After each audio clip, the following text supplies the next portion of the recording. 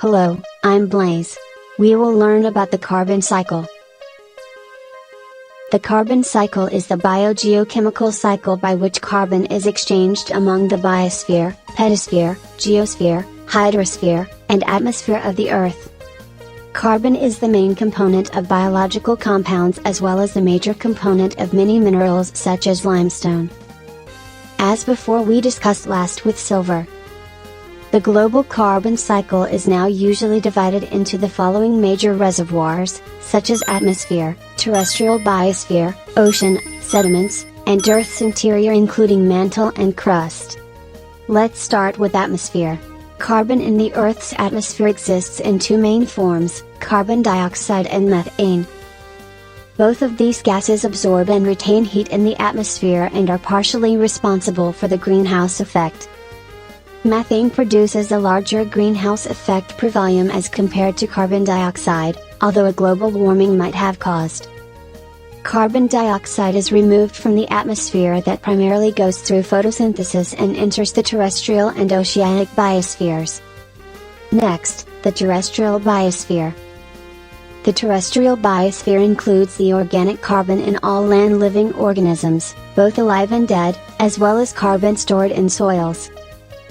About 500 gigatons of carbon are stored above ground in plants and other living organisms, while soil holds approximately 1,500 gigatons of carbon. While the third carbon is stored in inorganic forms, such as calcium carbonate. You know, organic carbon is a major component of all organisms living on Earth. They may contain autotrophs and heterotrophs. Autotrophs extract it from the air in the form of carbon dioxide, converting it into organic carbon, while heterotrophs receive carbon by consuming other organisms. Next, we will talk about oceans.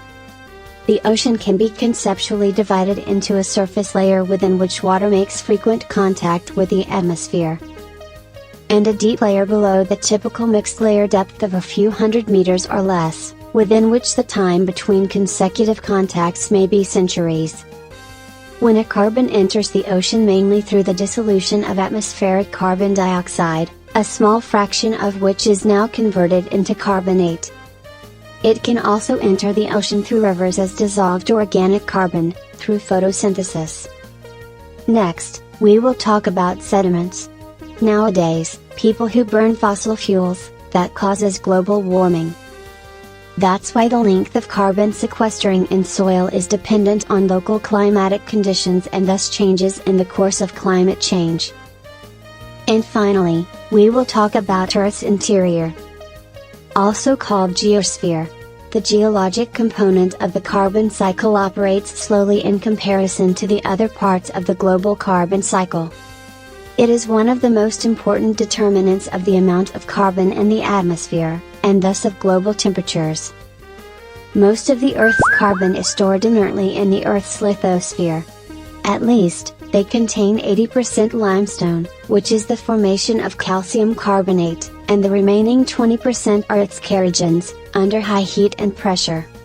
This carbon dioxide can be released into the atmosphere and ocean through volcanoes and hotspots, where people could burn the fossil fuels to release energy and can store through atmosphere. So, you now know how the carbon cycle works. Like, comment, and subscribe now.